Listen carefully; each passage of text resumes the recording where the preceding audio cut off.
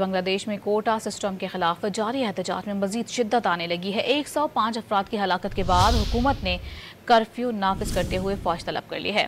طلباء نے ایک جیل پر دھاوا بول کر سینکڑوں قیدیوں کو رہا کروا لیا۔ جیل کے کئی بلاکس کو آگ بھی لگا دی۔ پرتشدد مظاہروں کے باعث ٹرین، موبائل فون اور انٹرنیٹ سروسز معطل ہیں۔